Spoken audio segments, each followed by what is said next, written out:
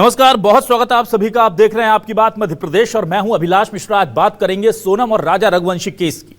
यह केस जैसे जैसे लगता है कि सुलझ गया, कोई ना कोई किरदार, कोई ना कोई एंगल इसमें आ जाता है और फिर पूरी की पूरी गुत्थी उलझ जाती है या नया मोड़ ले लेती है।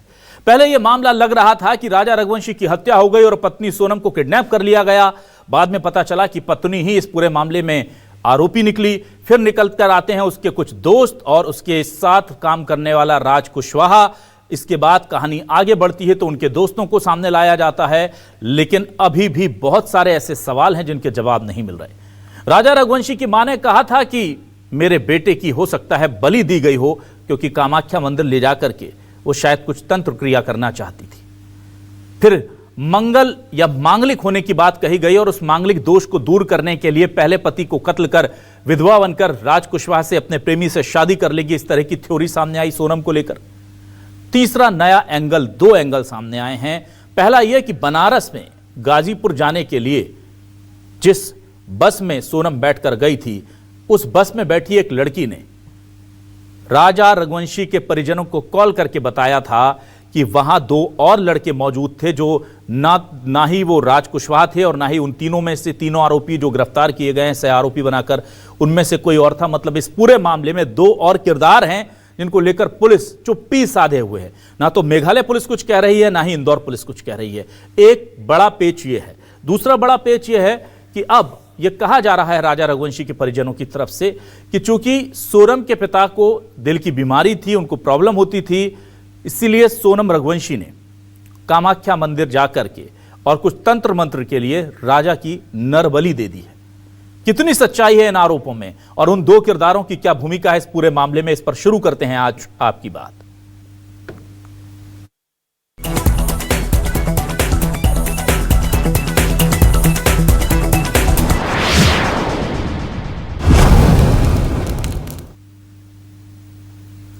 सबसे पहले आपको सुनाते हैं कि राजा रघुवंशी के दोनों भाई क्या कह रहे हैं, किस तरह से नरबली को लेकर के वो आशंका जता रहे हैं, सुनिए। यार जिस तरह उल्टी फोटो टांगी थी जो सोचने मजबूर करती है, ठीक है। दूसरा कि जिस जगह पे गए थे वहां भी तंत्र मंत्र की क्रिया होती है, मैंने सुना है क्या। तो वो सब जो मेरे माइंड में आया था, मन में लगा कि उसने नरबली तो नहीं कर दी, उसकी क्या इच्छा थी, उसकी क्या मनोकामना थी, क्या उसे करना था। तो ये इसी में नाको टेस्ट की मांग कर रहा हूँ कि नाको टेस्ट से दूध का दूध पानी का पानी एकदम क्लियर हो जाएगा। दूसरी जगह जहाँ पे गई थी ये कामाख्या मंदिर वगैरह, वहाँ पे तंत्र मंत्र किया जाता है। तो वो सबसे जो माइंड में आया था मैं आप लोगों को शेयर करा कि ऐसा कुछ तो हुआ है या नहीं हुआ, इसलिए आपको बोला कि नाको टेस्ट की मांग की जाए। देखिए, आज हमारे वक्त में राजा के 13वीं का प्रोग्राम रखा था हम लोगों ने, जिसमें हमारे पूरे परिवार के द्वारा जो है हमने आयोजन रखा था हमारा।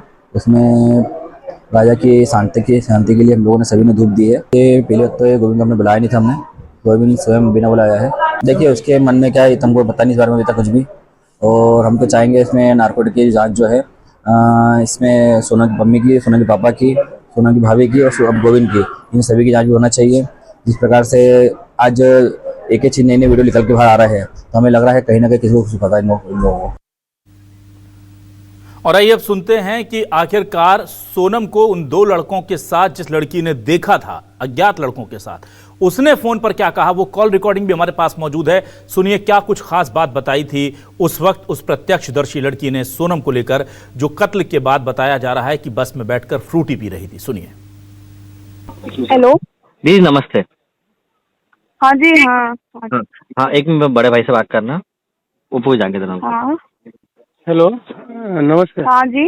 नमस्ते। हाँ जी, नमस्ते नमस्ते। तो ये कहाँ देखा था आपने इनको? मैंने बनारस देखा, वो बस से आई हुई है। अच्छा, बस से ट्रेवल कर रही है? हाँ, वो बस से आई थी, वो बस में बैठी हुई थी। हाँ।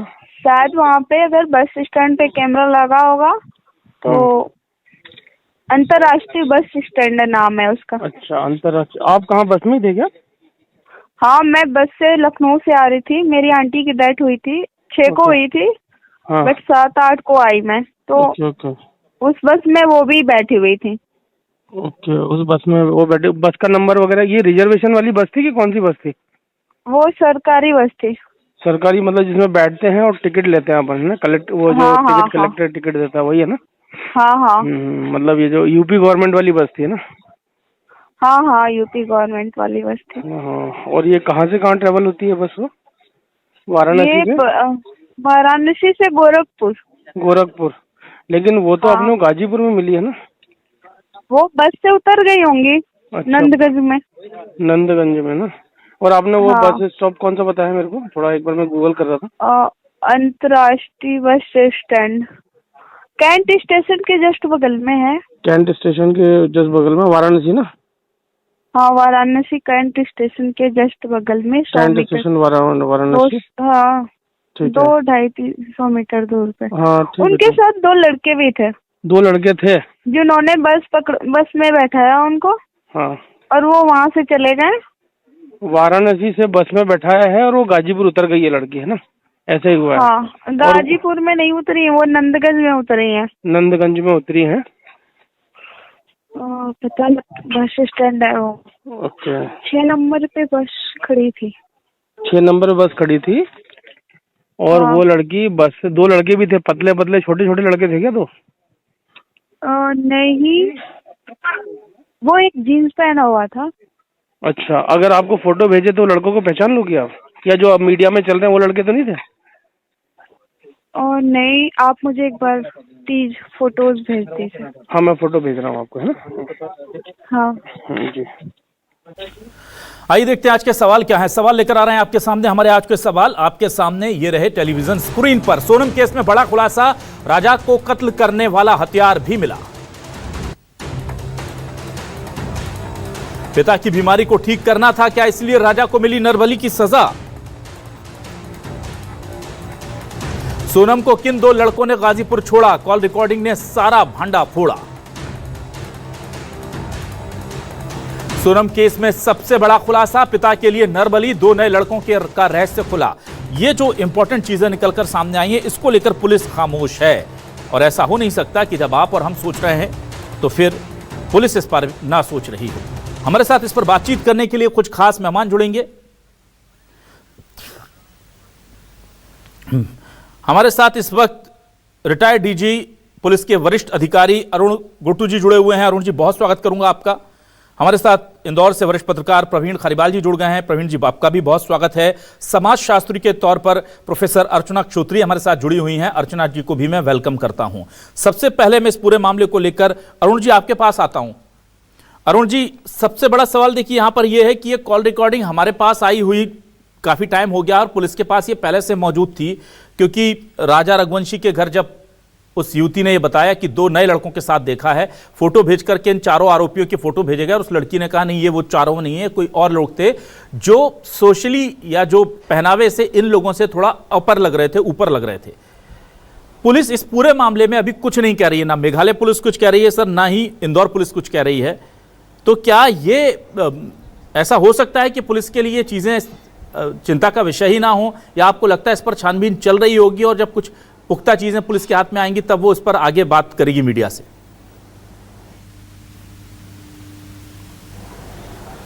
देखिए, पहले तो मैं ये बता दूं कि षड्यंत्र या कॉन्स्पिरेसी कहीं पर भी हो, आप मेरे को सुन रहे हैं? जी हाँ, मैं सुन पा रहा हूं जी, बोलिए सर आप। अच्छा, तो अपराध जहां होता है उसका ज्यूरिडिक्शन होता है, उस जिस थाने के अंतर्गत, और उस थाने जिस कोर्ट में आता है उस कोर्ट के अंदर उसका चालान पुटअप होता है और ट्रायल वहीं पर होता है। तो कॉन्स्पिरेसी या मोटिव क्या है और कहाँ पर कॉन्स्पिरेसी हुई, क्या ये इररेलेवेंट हो जाते हैं। अपराध जहाँ हुआ वो बड़ा क्लियर है कि अपराध वहाँ हुआ, और अपराध हुआ चाहे वो बलि देने के लिए हुआ, चाहे वो किसी और अन्य कारण से हुआ, पर अपराध वहाँ हुआ। तो मेघालय पुलिस का ये ज्यूरिडिक्शन है जी। बहुत कम केसेस में ऐसा होता है कि ट्रांसफ़र करते हैं। अब जो आपका स्पेसिफिक सवाल था वो बड़ा सिंपल है मेरे हिसाब से, कि देखिए कहीं ना कहीं इसकी जान पहचान होगी या इनके दोस्तों की जान पहचान होगी। अगर ये लड़की ने सही पहचाना है और वो जो 4 आपने बता रहे हैं उनमें से 2 ये लोग अलग थे, तो क्वाइट पॉसिबल कि इसने किसी को कहा कि भाई मेरे को बैठा देना या करना, तो उन्होंने आके दोनों ने बिठाया और फिर ये चली गई। तो इसका मुख्य अपराध के ऊपर या जो षड्यंत्र रचा गया उसका कोई बहुत ज़्यादा असर नहीं होगा। तो इसीलिए शायद पुलिस जो है अभी इसको महत्व नहीं दे रही है जी। और जो दूसरा फोरेंसिक जो एविडेंस होती है, जैसे हथियार मिला, खून का जांच हो के खून का अगर मिलाप होगा तो उनके कपड़ों से या जिन्होंने मारा है उनको, तो उसके ऊपर ज़्यादा महत्व दे रही है, क्योंकि अपराध से ज़्यादा जो ज़रूरी है एविडेंस के लिए, साक्ष्य के लिए, वो ये चीज़ ज़्यादा ज़रूरी है। अब वो कहाँ से कहाँ गई और कैसे बस में बैठी और ये सब पेरिफेरल चीज़ है, ये सर्कमस्टेंशियल एविडेंस है। जी ठीक है, मैं आ जाता हूं जल्दी से प्रोफेसर रचना आपके पास। प्रोफेसर रचना, देखिए इसमें दो चीज़ें सामने निकल कर आई हैं। एक तो वो रिश्तों को तार तार करने वाली कहानी जो पति पत्नी और वो पर जाकर के सिमटती है, और दूसरा यहाँ पर एक सामाजिक बुराई के तौर पर बलि, नरबलि, तंत्र क्रिया, उल्टी फोटो लटकाना, कामाख्या मंदिर की जाना, दर्शन से पहले पति को पास नहीं आने देना, व्रत या पूजन की दुहाई देना, ये एक दूसरा एंगल आता है जिसको अंधविश्वास से भी लोग जोड़ रहे हैं। तो आपको क्या लग रहा है, चूंकि आप समाज के ऐसे चीज़ों को बहुत क्लोजली मॉनिटर करती हैं, एक ऐसी युवती जो इतना खतरनाक प्लान एग्जीक्यूट कर रही है, वो क्या तंत्र मंत्र जैसी चीज़ों में लग जाएगी, और क्या वो भी एक वजह हो सकती है? इससे पढ़ाई लिखाई का, इससे दिमाग कितना शातिर है उसका कोई लेना देना नहीं है क्या? क्या कहते हैं सामाजिक विज्ञान इसके बारे में?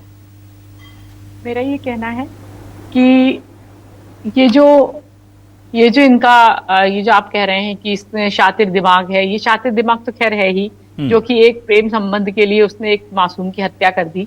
शातिर दिमाग तो है, और इसका हम लड़के लड़की से कोई संबंध नहीं है। जो अपराधी होता है वो चाहे लड़का हो या लड़की हो। और दूसरा, जहां तक नरबली और तंत्र मंत्र का, ये अभी केवल अंदाजा लगाया गया है, अभी कुछ कंफर्म नहीं है। उसके भाई का कहना है कि शायद ऐसा हुआ होगा। तो वो तो खैर उसका वजह कि पति को पास नहीं आने दिया उसने, वो उसका एक दूसरा पक्ष हो सकता है कि वो नहीं चाहती थी कि प्रेमी के पहले कोई उसको टच करे या जो कुछ भी करे। लेकिन ये अभी केवल अंदाज लगाया है कि नरबली दी गई होगी। और अभी जब तक वो नहीं कह देती है कि नरबली के लिए मैंने ये किया, तब तक हम उसको कैसे मान सकते हैं? और अगर ऐसा है तो फिर समझ लीजिए कि हमारे यहाँ ये रूढ़ियां इतनी गहरे तक धसी हुई हैं कि जिनको मिटाना बड़ा मुश्किल है। और जैसा आप माहौल आजकल देख रहे हैं, वाकई में ये बहुत बढ़ रही है धीरे धीरे चीजें। भक्ति और पूजा पाठ इतना ज्यादा हो गया है कि मतलब लोग उसके लिए कुछ भी कर गुजरने को तैयार है, भीड़ भाड़ में जाने को तैयार है, मरने को तैयार हैं। तो ये हमें एक तरह से अपने घरों में ये सब चीजें, मतलब पढ़ाई लिखाई के साथ ये भी जरूरी है कि हम बच्चों को वो शिक्षा दें कि हमें इसमें नहीं इन्वॉल्व होना है इस तरह, क्योंकि घर का माहौल हो सकता है, जैसे उन्होंने कहा कि उल्टी, उन्होंने तो ये मैंने भी पढ़ा था कि उल्टी तस्वीर लटकाई उन्होंने, यानी उनके घर में ऐसा माहौल है। तो उस माहौल को असल में ये जितना भी जो कुछ भी है ये सब परिवार पर डिपेंड करता है। परिवार के अंदर हम अपने बच्चों को कैसे संस्कार दे रहे हैं, परिवार के अंदर किस तरह की धारणाएं हैं, किस प्रकार के से हम उनको डेवलप कर रहे हैं। क्योंकि अभी देखिए कि परिवार के अंदर जो होता है उसके लिए ना तो समाज जिम्मेदार है ना कानून जिम्मेदार, ठीक है ना। परिवार के अंदर हम लोगों को ही ये समझना होगा, पेरेंट्स को और घर के माहौल को इस प्रकार से समझाना होगा बच्चों को, उनको किस तरह से हम बड़ा कर रहे हैं। ठीक है, तो जब वही उल्टी तस्वीर लटका रहे हैं तो ये पॉसिबल है कि उस लड़की ने ऐसे कुछ नरबली वगैरह के बारे में सोचा हो, हालांकि अभी ये कुछ पता नहीं चला। ठीक है, प्रवीण जी आपके पास आता हूं। प्रवीण जी, देखिए इंदौर हमेशा नंबर 1 रहा है पॉजिटिव चीज़ों के लिए, मतलब कहने में कोई गुरेज नहीं कि इंदौर को, जब भी हम इंदौर का नाम आता था लगता था कि फिर कुछ बड़ा कर दिया इंदौर ने, पर जब ये केस हुआ तो पूरे देश में इंदौर का नाम एक नेगेटिव एस्पेक्ट में लिया जाने लगा है। अब मैं ये जानना चाहता हूं कि इंदौर पुलिस की कार्यप्रणाली, उसकी भूमिका कैसी रही, और दूसरा ये जो बातें कही जा रही हैं तंत्र मंत्र की या अभी इसमें पेच बाकी हैं, वो सच्चाई नहीं है जो दिख रही है, उसको लेकर कितना यकीन करते हैं आप? पहले दिन से इस केस को बहुत माइन्यूटली ऑब्जर्व कर रहे हैं आप प्रवीण जी। जी नमस्कार अभिलाष जी। देखिए, निश्चित तौर पर इंदौर की जो एक ऊंचाई थी, इंदौर का एक बड़ा नाम था, पिछले एक पखवाड़े से इस हत्याकांड ने इंदौर के नाम को बोना किया है, कहीं ना कहीं छोटा किया है। क्योंकि जिस तरह से सामान्य अपराध रोज होते हैं शहर में, हर शहर में होते हैं, लेकिन जिस तरह से इसकी परत दर परत खुलती जा रही है और सच्चाई सामने आ रही है, पूरा शहर इस मामले में खुद को कलंकित महसूस कर रहा है। और जहाँ तक इंदौर पुलिस की एक्टिविटी की बात है, तो इंदौर पुलिस ने इसमें बढ़ चढ़कर काम किया है और जो 2-3 मुख्य आरोपी के सहयोगी आरोपी है उनको पकड़ने में सफलता हाथ करी। मेघालय पुलिस ने भी, मतलब दोनों ही पुलिस ने पहले दिन से ये नहीं माना कि जो कहानी उनको बताई जा रही थी उस पर विश्वास किया। उन्होंने अपना एंगल सेट किया और उस पर फिर वो आगे बढ़े और निश्चित तौर पर सच्चाई को सामने लेके आए। अब इसके बाद हो ये रहा है कि इस मामले में जैसा आपने शुरू में कहा कि नई नई परत और नए नए खुलासे रोज़ होते जा रहे हैं। अभी इस हत्याकांड के बाद फिर एक खुलासा ये हुआ कि जो विष कन्या है, मैं उसे विष कन्या कहूँगा, उसका एक भाई जो देवास में है, उसका इन्वॉल्वमेंट इस मामले में आया कि उसके बैंक खातों से लाखों रुपए के ट्रांजैक्शन 4-5-6 मरतबा हुए। सोनम ने उसको भी अपने दबाव प्रभाव में लेकर उसके बैंक खाते को ऑपरेट किया। मतलब कहीं ना कहीं कहानी क्या बताई होगी ये नहीं मालूम, लेकिन हाँ 4-5 बार उसके बैंक खातों से बड़े ट्रांजैक्शन हुए। तो पुलिस उस सब की भी जांच कर रही है। इसके अलावा जहाँ तक तंत्र मंत्र और पूजा पाठ वाला एंगल है जो नया जुड़ा है, उसमें कल जो 13वीं का कार्यक्रम था उसके बाद मीडिया के साथियों से उनके परिजनों ने ये आशंका जताई है कि उन्हें कुछ लोगों ने कहा है कि हो सकता है इन सब में जिस तरह से पूजा पाठ और तांत्रिक का सहारा लिया जा रहा है, हमारे भाई की बलि दी गई हो। क्योंकि उनका ऐसा मानना है कि सोनम के पिताजी को 2 बार हार्ट अटैक आ चुका है और वो लगातार बीमार चल रहे हैं और उनको किसी ने ऐसा उपचार बताया था कि यदि नर बलि देंगे तो एक की जान जाएगी, दूसरे की बचेगी। एक ये इस तरह की बात के बाद फिर उनके परिवारजनों ने इस तरह की बात मीडिया के सामने रखे कि हमें आशंका है। बाकी उल्टा फोटो और छोटे मोटे गली मोहल्ले वाले तांत्रिक वांत्रिक जो ऐसे मौके के फ़ायदा उठाते हैं, दिशा बता देते हैं कि इस दिशा में मिलेगा या नहीं मिलेगा, जो भी है, तो वो सब भी लगातार चल रहा है। इस बीच में इनके परिजनों ने ये मांग भी करी है कि भाई इनके सोनम के भाई और माता पिता सभी रिश्तेदारों का नार्को टेस्ट किया जाए, क्योंकि हो सकता है इनमें से कोई 1 या 2 इस पूरे षड्यंत्र में शुरू से शामिल हो। इधर एक चौंकाने वाली बात ये बार बार सामने आ रही है कि सोनम का भाई कल भी वो मृतक के घर गया था, उसके पहले 3 दिन पहले भी वो मृतक के घर जाके माता जी से उनसे बिलक बिलक के रोया था। वो लगातार ये दिखाने में लगा हुआ है कि भाई हम इनोसेंट हैं और आपके दुख में हम लोग भी सहभागी हैं। लेकिन जो कहानियाँ सामने आती है वो बार बार फिर अब बीच में एक और कहानी है कि सोनम बहुत दिन तक इंदौर हत्याकांड के बाद लंबे समय तक इंदौर में रही। तो इन सब का मानना है कि यदि इंदौर में रही तो निश्चित तौर पर उनके परिवार वालों से भी मिली होगी। तो ये सब चीज़ों के चलते दोनों परिवार में अभी बिल्कुल रस्साकशी खिंची हुई है और नार्को टैक्स की बात आई है, नरबली की बात आ गई। इस बीच एक खबर अभी हमें यह मिली है पुलिस के उच्च स्तरीय सूत्रों द्वारा कि सोनम को आज मेघालय पुलिस ने दोपहर या शाम के वक्त में वहाँ का जो न्यूरो साइंस अस्पताल है वहाँ पर लेकर गई है पुलिस, जो से मानसिक चिकित्सालय हमारी भाषा में हम कह सकते हैं। वहाँ पर उसको लेके गई है, वहाँ उसके कुछ टेस्ट वगैरह होने हैं। तो ये एक बड़ी एक नई जानकारी और अभी इसमें जुड़ी है। ठीक है सर। और इस वक्त एक और जानकारी मैं दे देता हूं अपने दर्शकों को जो अभी अभी हमारे संवाददाता ने सूत्रों के हवाले से भेजी है। वो ये कि गोविंद, जिसकी एक्टिविटी को लेकर के प्रवीण जी भी जो है वो थोड़ा सा उन्हें सस्पिशियस लग रही हैं और सभी को लग रही हैं, उससे शिलांग पुलिस ने फिर से बुला लिया है पूछताछ के लिए। गोविंद को हाल ही में बुलावा भेजा गया। आपको बता दें कि गोविंद ने शिलांग पुलिस की कार्यप्रणाली पर सवाल भी उठाए थे और गोविंद जिस तरह से बिना बुलाए राजा रघुवंशी के परिजनों के पास पहुंच रहा है, घर पहुंच रहा है। आज भी आपने देखा कि कल भी उन्होंने कहा कि हमने बुलाया नहीं था, वो लगातार आ गया। और राजा रघुवंशी के परिजन अब गोविंद के भी नार्को टेस्ट की मांग कर रहे हैं। तो ऐसे में गोविंद को लेकर के भी शक की सुई अभी जो है वो पूरी तरह से हटी नहीं है। अरुण जी, आपके पास आता हूं। अरुण जी, देखिए यहाँ पर क्या ये मान लिया जाए जिस तरह से चीजें सामने निकल कर आ गई हैं प्राइमा फेसी की, सोनम और राज कुशवाहा मुख्य कॉन्स्पिरेसी करने वाले थे और बाकी जो 3 लोग थे वो सहयोग करने वाले थे, या इनके पीछे और भी किरदार हो सकते हैं? परिजनों को सोनम के क्या क्लीन चिट अभी दे दी जानी चाहिए या जांच पूरी होने तक अभी हमें रुकना चाहिए? क्योंकि इस तरह के जो ब्लाइंड मर्डर्स होते हैं बाद में जब खुलते हैं तो बड़े चौंकाने वाले खुलासे होते हैं। हाँ, देखिए ये बात तो सही है कि अभी जो मोटी मोटी तौर से सामने आई है वो तो यही है कि, और ख़ास तौर से मैंने जो तस्वीरें देखी शादी की, तो उसमें एक चेहरा होता है खुशी का और एक चेहरा होता है कि ये क्या हो गया दुख का। तो वो सोनम की तस्वीर से ऐसा लगता था कि शी इज़ नॉट हैप्पी, वो खुश नहीं है। और उसके बाद जो फिर किस तरह से हवाई कहीं और जा रहे थे, फिर वो ऐसे दूर जंगल के अंदर ले जाने का प्लान बनाया गया। तो जाहिर है कि जिस चीज़ से सोनम बहुत ही आसानी से निकल सकती थी कि भाई मैं नहीं करती हूँ शादी, वो नहीं था।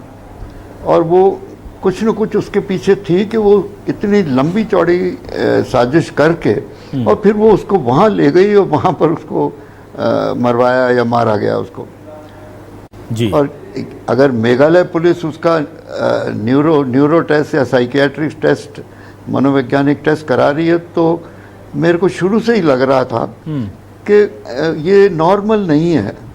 ये लड़की के दो पर्सनैलिटीज़ हैं। एक पर्सनैलिटी वो जो उसके भाई बहन देख रहे हैं, माँ बाप देख रहे हैं कि नहीं बहुत अच्छी है और इतना अच्छी तरह से, दोस्त लोग भी कह रहे हैं, दोस्त लड़कियां दोस्त हैं उनकी वो कह रही हैं। और दूसरी तरफ ये कि इतना गहरा षड्यंत्र रच सके जी किसी के साथ मिल के, जी ये भी बड़ा एक मनोवैज्ञानिक प्रश्न है इसके ऊपर जी कि ये दो पर्सनैलिटीज़, कई बार इंसान में होता है ऐसा ही कि स्प्लिट पर्सनैलिटी होती है। पर मुख्य तौर से अभी जो पुलिस ने कार्रवाई की है और मेघालय पुलिस ने, वो तो देखिए बड़ा क्लियर है कि इट इज़ जो ट्रायंगल कहते हैं ना, लव ट्रायंगल।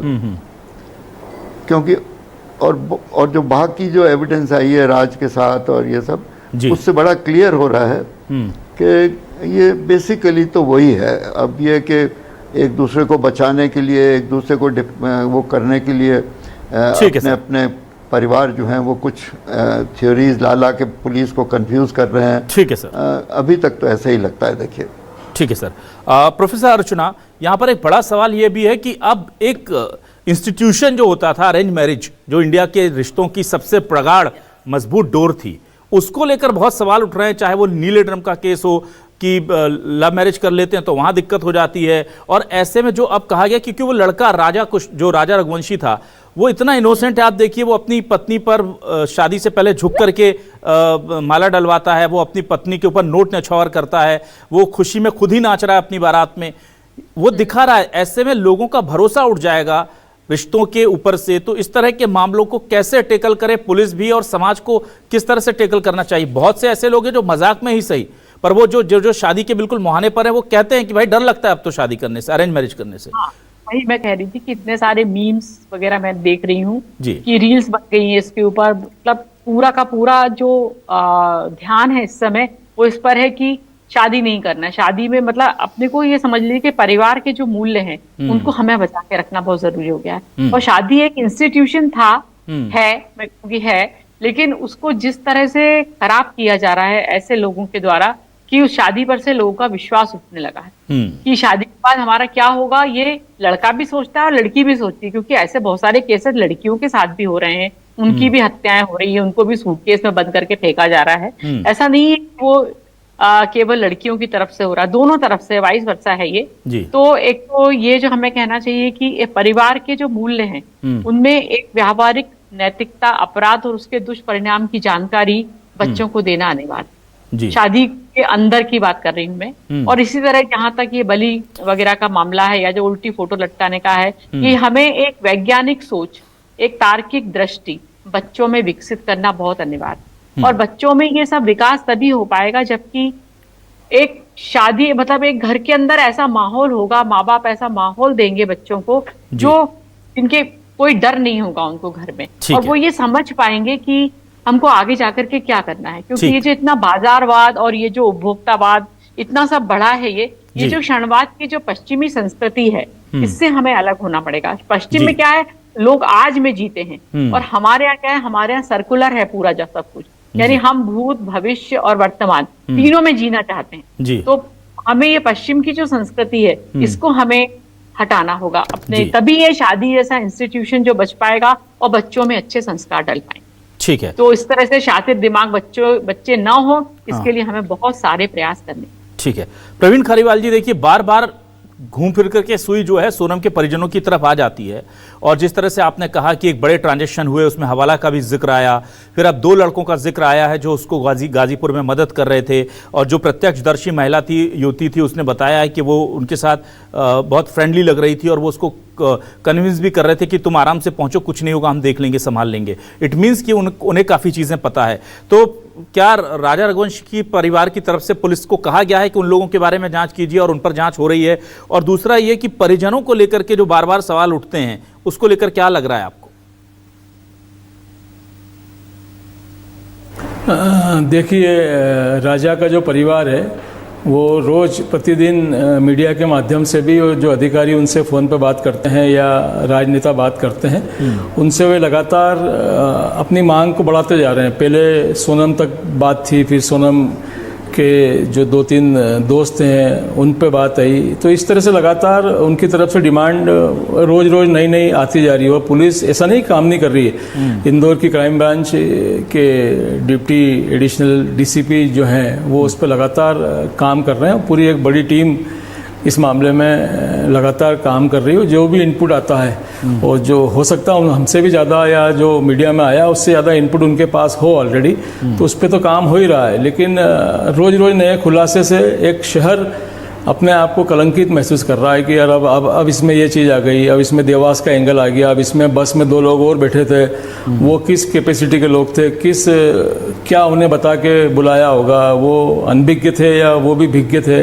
तो एक लंबी फेरिस चल रही। फिर जैसा अर्चना जी ने बताया, बहुत सारी रील्स बन गई है। आज साध्वी रितंबरा जी की एक रील आई है जिसमें उन्होंने कहा है कि भैया इस तरह के केस बहुत देखने में आ रहे हैं, शादियां टूट रही है, लड़कियां पैसा कमा लेती है और खुद को पत्नी की बजाय पति का दर्जा दे देती है। तो ये सब ऐसे शहर में इस समय हर चौराहे पे, हर घर में, हर मल्टी में, हर सोसाइटी में एक ही मुद्दा चल रहा है कि सोनम वाले मामले में क्या होगा। और जैसा भी आपने इस चैनल के माध्यम से जानकारी दी कि उनके भाई को पूछताछ के लिए बुलाया गया, तो मुझे लगता है कि कहीं ना कहीं थोड़ा से खुलासे और होना बाकी है कि यदि सोनम इंदौर आई थी और लंबे समय तक यहाँ फ्लैट किराए पे लेकर रही हत्या करने के बाद, तो निश्चित तौर पर उसने पैसों का भी इंतजाम किया होगा, अपने रिश्तेदारों को बताया भी होगा, फिर नई कहानी भी गढ़ी होगी। तो ये सब चीज़ें मुझे लगता है कि अब आखिरी चरण में ये सब चीज़ें चल रही और आने वाले 2-3 दिन में इसका पूरा पटाक्षेप हम लोग मान कर चल रहे हैं कि इस केस का हो सकेगा।